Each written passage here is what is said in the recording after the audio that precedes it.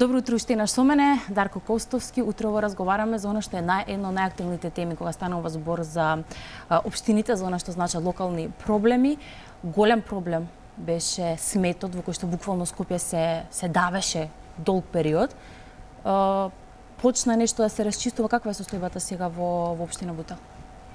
Поприлично подобрено по однос на тоа што беше. Мислам дека веќе гледачите јавноста е запознаена што точно се случуваше, но би потенцирал само неколку поважни работи. Сите знаеме дека таа класична неспособност на градот Скопје и на градоначалничката Даниела Арсовска доведе до тоа да градот Скопје се доведе во ситуација за да се мислиме дали ќе избие некоја зараза или не. За жал беше застрашувачки сето тоа како изгледаше по улиците на градот Скопје, она надлежност која што има токму градот да ги чисти овие веќе настанати депонии.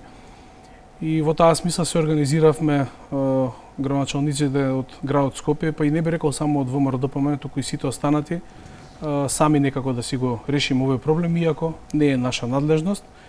Побаравме поддршка и помош од општините од внатрешноста од Република Македонија, излега во пресрет, конкретно во Бутел, општина Велес ни помогна со механизација и со луѓе, секако имаше луѓе вработени од општина Бутел и некако за многу кус период успеавме да доведеме работата под контрола. Иако ние немаме таков тип на ресурси за да можеме тоа константно да го правиме, па затоа по не знам кој пат, како и многу други мои колеги, јас апелирам час поскоро да се надмине тој проблем и градот повторно да личи на нормален град, да биде чист. Законот за локална самоуправа многу јасно прецизира кои се обврските на градот Скопје, кои се што подразбира надлежност и обврски на самиот град Скопје и на градоначалникот. Дали сте се соочиле како градоначалник на општина Бутел конкретно зборувам со некои други предизвици кога станува збор со работката со мајката на градот како што ја нарекуваат, со самиот град Скопје? Дали е само ова еден предизвик или можеби има и нешто друго што еве вас како градоначалник ве мачи, имате проблеми при реализација? Се сеќава јавноста дека пред извесен период имаше уште еден проблем директно со општина Бутел, беше вака доста јавно експлоатирана. Тоа беше што некои, би рекол јас, макијата на градот Скопје ги нарече жителите на општина Бутел узурпатори, криминалци и така натаму, некако како да ловеше вештерки низ Бутел. Мислам дека таа често се става во позиција дека и министер за внатрешни работи некако си ги надчекорува ингеренциите. По однос на соработката, таа би рекол дека не постои, нема апсолутно никаква комуникација.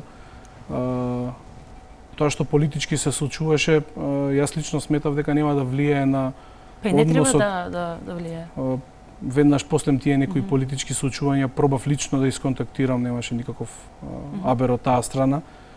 Се обидов и да оставам траг, да напишам дека станува збор дека поточно ја барам за добро на граѓаните на општина Бутел, не за себе, но нема никаков одговор. И бидејќи има и некои работи кои што таа ги вети, додека ја шетавме низ скопските улици да ја запознаеме со градот Скопје подобро, но нема ни трак ни глас од тие ветувања. Некои крупни проекти вети канализација и одвод во населените места Кочевачка бара и Бел камен, ништо од тоа. Вети дека ќе исчисти Серава во оној дел каде што е нејзината надлежност, каде што е практично под ГУП. Нема ништо од тоа, како џунгла е реката. Барем да ни даде, да ни ги префрли нас ингеренциите за да може да се ја завршиме таа работа, бидејќи во останатиот дел секаде ја исчистивме. Така да не може поинаку да речам, би рекол како да не постои градоначалник на градот, за жал. Не постоеше градоначалникот и вчера, кога имаше седница на град Скопје.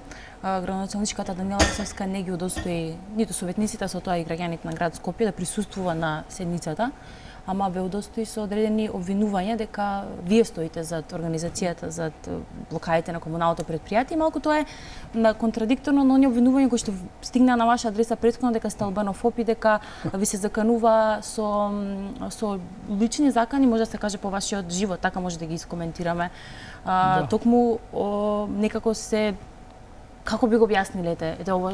Па тешко е да се објасни во период од една недела да бидете обвинет за албанофоб, а потоа дека со криминални структури кои што се албанци, дека организирате нешто заедно, малце тешко да се објасни, но мислам дека доволно говори за тоа дека станува збор за ефтини конструкции, и едното и другото, и во првиот и во вториот случај.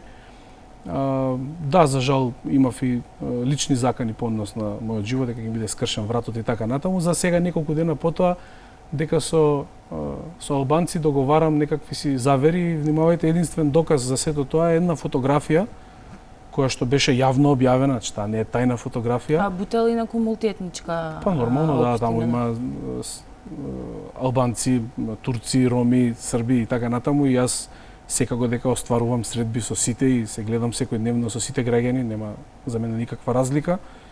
И сега само една фотографија беше злоупотребена дека се прави некаков си план за сето она што и се случува на Данела, но кога не си ја вршите работата, кога особено позицијата градоначалник на метропола е, особено таа позиција е позиција каде што треба да создавате, да стварате. Гледаме дека ништо не се случува во градот Скопје, апсолутно ништо, за жал, и секако ќе се занимавате со одредени конструкции кои што се далеку од здравиот разум. И ќе повторам, само една фотографија за нив е доволно дека се правеле одредени конструкции и така натаму, што апсолутно ја отфрлам како невистина, и мислам дека тоа говори многу повеќе за неја и за тие нејзини, би рекол, помалку свесни луѓе кои што прават се тоа што ќе им го каже она. Морам, кога станува збориве за сите овие политички конфликти, ако можам така да ги наречам, од една страна, од друга страна, она што значат проекти за граѓаните.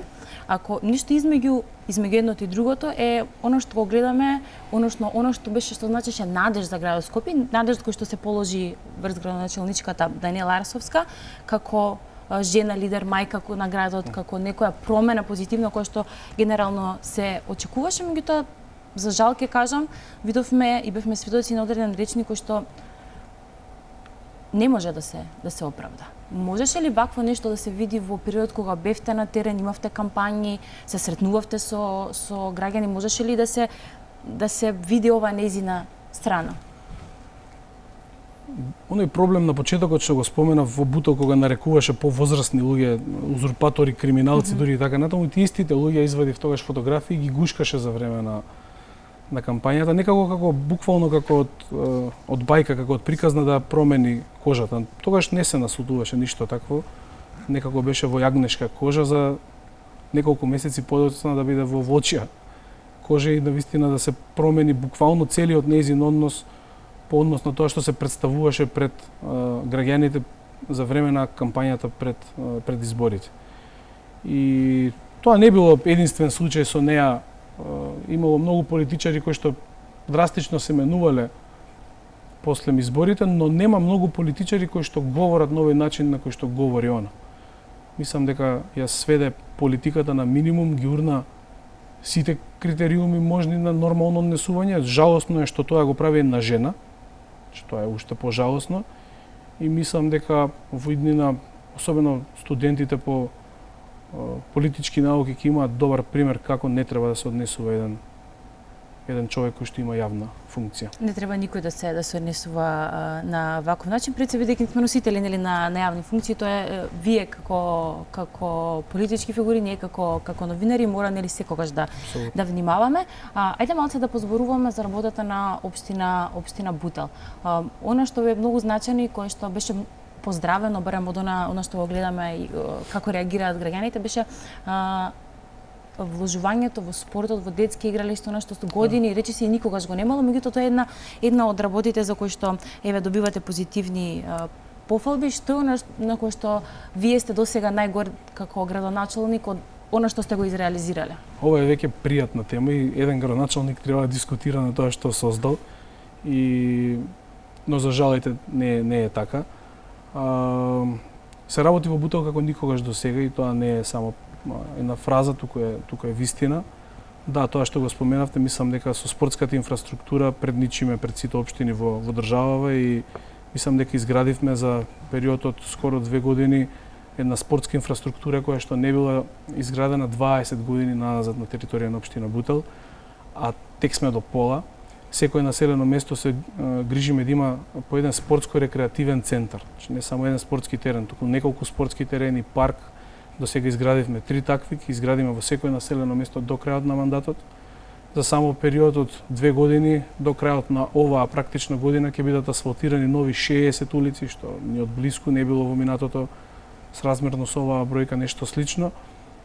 За многу кусо од сега почнуваме многу голем проект, капитален проект, еден од носечките проекти кои што беа ветени пред изборите, а тоа е градење на ново корито на реката Серева во должина од 1,5 километар во Радишан и изградба на една нова пешачка патека каде што ќе можат граѓаните да рекреираат. Во моментов градиме нов плоштад. Во моментов исто така трае еден тендер кој што за брзо ќе заврши, а тоа е Бутел ќе добие ново смарт лето осветлување. Тоа треба да го направат во минатото, но ете сега го правиме ние. И уште еден куп проекти кои што не чекаат до крајот само на оваа година, а до крајот на мандатот јас сум убеден дека над 100% од програмата ќе биде реализирано. А тоа е сериозно ветување што го давате? Зашто? Заради тоа што до сега задоволни сте од реализацијата? Не само тоа, туку до сега се реализирани негде близу околу 400 проекти, помали и поголеми, од кои што над 100 не беа ветени пред изборите. И сигурно имаме уште стотина кои што ќе ги направиме, кои што не беа ветени, кои што излегуваат попатно од граѓани и така натаму, и кои што се надвор од нашата програма. Пример, ова со спортско-рекреативните центри не ни беше ветено, ни беа ветени само 2 спортско-рекреативни центри во програмата, а до крајот на мандатот ќе има 14, например. И така да во таа смисла мислам дека се движат работите како што треба и граѓаните тоа го забележуваат. И веројатно токму заради тоа некои одредени центри кои што повеќе сакаат да се занимаваат со политика отколку со реално создавање, тоа што му е примарна работа на еден политичар, пробуваат сето тоа да го минираат, но мислам дека нема да успеат. Ова е навистина убаво да се слушне дека очекувате 100% реализација на програмата и плюс од она што сте го оствариле. Меѓутоа ја наставме темата за спортот, а мислам дека колешката Искра е љубител на спортот, да го гледа. Па да, не само што јас сум љубител на спортот, туку сега не знам гостинот колку е веќе свесен дека при споменувањето на неговото име една од првите асоциации веќе е Олимпијадата и медалот што не го донесува и што не израдува сите нас. И спортот е впрочем една тема која што не само што сите не радува, туку и не обединува. Па ме интересира, познавајќи го вашиот удел во медалот што го донесовте, колку вложувате како општина во спортот и како? Јас само би се надоврзала, фала Искра, се сеќавам дека Дејан беше гостин веднаш кратко откако и го испративме. Да, и го испративме и Алфа беше една од телевизиите која што го снимаше пред да оди на Олимпијада. И знам дека тогаш кажувавте и Дејан кажуваше дека имате големи планови и дека буквално се сеќавам Искра дека кажа дека на некој русин чинам дека му имаше така ветено дека ќе го победи, ако не се лажам, ако се лажам поправете ме. Така нешто беше и благодарам на Алфа телевизија што му даваше поддршка и претходно кога тој не беше толку познат, некако верувавте во него и благодарам за тоа. По однос на помошта за спортот, нормално е дека ќе се помага во спортот, особено јас доаѓам од таа фела и сме единствена општина на територија на државата која што дава стипендии директно на спортистите. Издвојувам исто така средства директно и на спортските клубови и пропратно сите оние проблеми кои што ги имаат тренерите во клубовите ги решаваме во ОД и некако се чувствуваат како тие самите се градоначалници кога станува збор за спорт. Уште кога го добијат проблемот знаат дека е решен. И еве да напел до сите мои колеги барем приближно така да гледаат кога е прашање спортот, бидејќи како што кажавте, спортот е една магија која што пред се обединува, не прави малку поразлични. И видовте медалот собра луѓето на плоштадот, се израдуваа сите и здравје Боже се надевам дека и после Олимписките игри во Париз не следи истото. И јас би се завршила Искра со уште едно прашање на оваа тема. Имате ли време сега како градоначалник, како семеен човек да ги изменаџирате сите овие работи за кои што зборувате, бидејќи сепак и тренирање за Олимпијади, за такви... Голема среќа е што сме двајца, практично и брат ми е главниот тренер на Дејан. Некаде тој Дејан беше со мене некаде до своите јуниорски денови, потоа продолжи со брат ми, сега некако заедно тераме, но голема среќа е што сме двајца, инаку би било голем проблем. Да ловите олимписки медал е веројатно едно од најтешките работи на светот и Но сето тоа ќе го склопиме, веќе подготвуваме еден квалитетен документарец да се запозна јавноста ни што се поминавме да стигнеме до едно такво одличие за Македонија. Се трудам колку што можам повеќе да бидам во сала, но сепак тука ќе го споменам ете брат ми дека да не беше он многу ќе беше потешко во оваа ситуација. Колку дисциплината која што ја треба да има еден спортист, и вие како тренери, ви помогна за дисциплината која што треба да имате сега? Ова нека биде некоја порака за сите оние млади кои што не следат, бидејќи без дисциплина, тоа го кажуваат повеќето оние кои што успеале да остварат некакви резултати, дека дисциплината е една од најважните работи, не е толку талентот колку што е дисциплината и посветената работа. Дали е тоа точно? Имате многу талентирани деца кои што ќе влезат во сала и најчесто големи спортисти бива од тие што не се талентирани, затоа што талентираните многу помалку работат и се многу помрзливи. Практично на што го кажавте вие апсолутна вистина, најважно од се е работата и со тек на време создавањето на таа работна навика која што е тесно поврзана со дисциплината. Колку ми помага во реалниот живот сега како градоначалник, премногу, не само дисциплината, туку сите тие убави моменти кои што доаѓаат од спортот, например начинот дека треба постојано да победувате и моментот кој што ве носи до секоја следна победа, таа една спортска еуфорија и некако ја префрлам и на работа. Многу често најблиските соработници се жалат од динамиката која што ја наметнувам, но некако се привикнуваме сите заедно заради тоа што целта е многу висока, целта се граѓаните на општината и некако го спојуваме сето тоа со задоволство. Така да генерално спортот еве еден апел како што рековте до сите млади луѓе, тој многу директно и практично помага за да се совладуваат сите обврски во реалниот живот. Граѓаните ги споменавте како ваш приоритет и така треба нели да биде кога сте на една ваква функција. Се навратам пак на политички теми бидејќи да ги сме пред крај самиот крај на емисијата, а после тоа следат вести, нели едноставно да ја дигнеме атмосферата за вестите и она што не сме да се премолчи, не сме да не се искоментира, тоа е се случуваат сите овие политички недоразбирања, краници, блокади, застои на градот, каде што буквално не функционира. Буквално, па дури може да се каже дека кога станува збор за сметот беше еден поетски епитет, како да кажам, за она што му се случува на градот, далеку од поетски, меѓутоа така да се изразиме. Како очекувате понатаму да функционирате кога имате вакви несоработки со градот Скопје? Имате ли, односно очекувате ли дека ова ќе се разречи, ќе најдете ли некој заеднички јазик и како ќе продолжите понатаму да функционирате? Вие како градоначалника сигурни во комуникација сте и со другите градоначалници. За жал, понашто можам да го изанализирам од тоа што се случува од градот Скопје е дека тие практично се занимаваат што повеќе можат да ја закочат работата на градоначалниците на општините во градот Скопје, но со тоа свесно си ја кочат и нивната работа и буквално ќе излезе како таа стара македонска поговорка да не ми е добро на мене, но и на останатите, или како беше обрано и на останатите, но и на мене, на никој да не е добро. И сето тоа доаѓа кога немате идеја и кога не работите. Јас искрено би сакал да се променат работите, но не очекувам и мислам дека само ќе се влошуваат по однос на соработката со градот Скопје, не е само на општина Бутово, туку сите останати градоначалници, бидејќи гледате секој ден градот Скопје напаѓа по еден различен градоначалник и тоа секогаш со инсинуации и со лаги.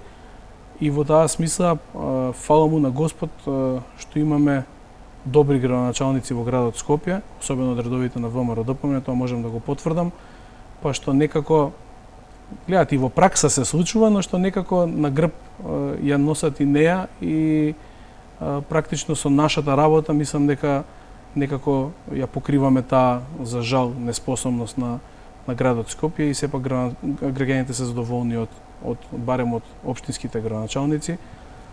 А таа ќе остане, сигурен сум, како како најнеуспешен градоначалник на градот Скопје, што е вака доста смешно и неверојатно, дури полоши од Шилегов. Може ли ајде да резимираме, што е најголемиот предизвик? Комуникацијата ли е проблемот со незе или неработењето? Или и едното и другото?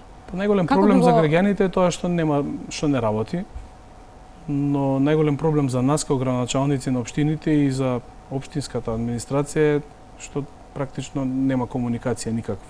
Знаете зошто ве прашувам? Кога ќе се направи кога ќе видиме поголемата слика, многумина коментираат, па дури аналитичари дека дали е ова некоја саботажа која што се врши. Па да, реков пред многу дека станува збор за свесно кочење на процесите.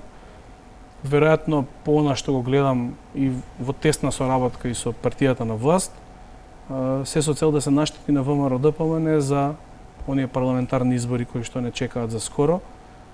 Но мислам дека ни малку нема да променат по однос на тоа што ќе се случи на тие избори. Ете, направија некоја си група која што е тесно поврзана помеѓу СДСМ, партијата на власт, Левица и некои други квази медиуми, нешто пробуваат да сменат, секако дека се тоа нарачки на одредени центри поврзани со власта, но тоа се само бледи обиди кои што апсолутно нема ништо да променат во резултатите на следните парламентарни избори каде што ВМРО-ДПМН ќе има мнозинство во парламентот. За локалните избори каква е па и за парламентарните избори бидејќи нели граѓанинот гласа и на едните и на другите, меѓутоа кога станува збор за локалната самоуправа, постојано сте во контакт со граѓаните, што кажуваат и со тоа да ја заклучиме еве ова гостување. Па еве за Бутел би зборувал дека на следните парламентарни избори ќе имаме најголема победа во историјата на општина Бутел, ова јавно го кажувам и би сакал да биде запаметено. А на територија на Македонија, бидејќи се движам насекаде, јасен е ставот дека станува збор за апсолутно најнефункционална влада во историјата на Република Македонија, во практична смисла, а по однос на оние идентитетски прашања што направија, мислам дека веќе е повеќе од јасно на сите и во таа смисла едва и чекаат пред се да ја казнат оваа влада, а потоа да дадат можност на ВМРО-ДПМН, за кое што еве јавно велам дека треба да се свати најсериозно до сега во историјата и бидејќи некако вака објективно гледано мислам дека ова ќе биде последната шанса за држава да се исправи бидејќи таа во моментот се наоѓа на колена. Ви благодарам многу за гостувањето.